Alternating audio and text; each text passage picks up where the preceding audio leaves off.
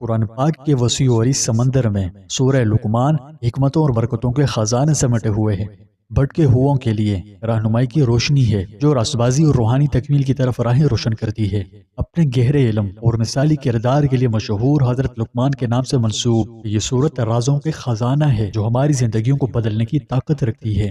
آج ہم آپ کو اس میں پائے جانے والے راز، اس کے فضائل اور فوائد و ثمرات بتائیں گے۔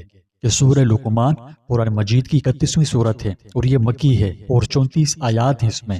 نام اس مبارک سورت کا حضرت لقمان کے نام پر رکھا گیا ہے۔ حضرت لقمان ایک بہت ہی عقل مند اور بہت نیک و دانا آدمی تھے۔ آپ نے اپنے بیٹے کو کچھ انمول اور بیش قیمتی نصیحتیں کی تھی جو اللہ کو اتنی پسند آئی کہ قرآن کا حصہ بنا دیا۔ سورہ لقمان کی تلاوت کرنے اور اس کے مفہوم کو سمجھنے کے بہت سے فائدے ہیں۔ جو شخص سورہ لقمان کی تلاوت کرے گا اسے حکمت اور علم سے نوازا جائے گا، فصاحت و بلاغت عطا ہوگی۔ قرآن مجید نے حضرت لقمان کی زندگی اور پس منظر کے بارے میں زیادہ تفصیلات تو نہیں دی ہیں، البتہ ان کی کہانی کے کچھ ذرائع اور حوالہ جات حدیث، تفسیر اور اسرائیلی روایات ہیں، لیکن یہاں صرف حدیث اور تفسیر کی روشنی میں بات کی جائے گی۔ اسرائیلی روایات یہاں نظر انداز کر دی گئی ہیں، ٹھیک ہے؟ بعض روایتوں سے معلوم ہوتا ہے کہ قریش نے رسول اللہ صلی اللہ علیہ وسلم سے حضرت لقمان کی بابت اپنے والدین کی فرما برداری اور اپنے بیٹے کو نصیحت سے متعلق واقعہ دریافت کیا تھا۔ ان کی اس دریافت پر یہ سورت نازل فرمائی۔ اس میں زیادہ تر اللہ تعالیٰ کی ذات و صفات کا ذکر ہے۔ یہ بات بھی فرمائی گئی ہے کہ غیب کا علم اللہ ہی کے پاس ہے۔ حضرت لقمان نے اپنے صاحبزادے کو جن باتوں کا حکم فرمایا، جو نصیحتیں کی، اس سورت میں بڑی ہی خوبصورتی سے ان کا تذکرہ آیا ہے۔ سورہ مبارکہ کی ابتدائی آیات توحید کے بنیادی اصول، اللہ کی وحدانیت پر اٹل یقین پر زور دیتی ہیں۔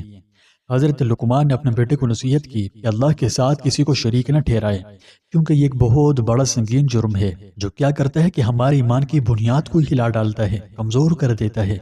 علم کی متلاشیوں کے لیے اس صورت میں نہایت گہرے اسباق موجود ہیں۔ یہ علم و فہم کا لازوال خزانہ ہے۔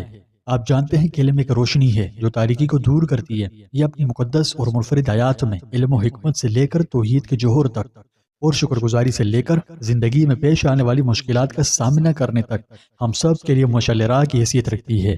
اس میں جس چیز کی طرف رہنمائی کی وہ تو بہت ساری ہیں، لیکن شرک سے بچنے کے ساتھ ساتھ سب سے اہم چیز غرور و تکبر اور خود غرضی سے اجتناب برتنے کا حکم دیا گیا، کیونکہ یہ چیزیں روحانی ترقی کی راہ میں سب سے بڑی رکاوٹیں ہیں۔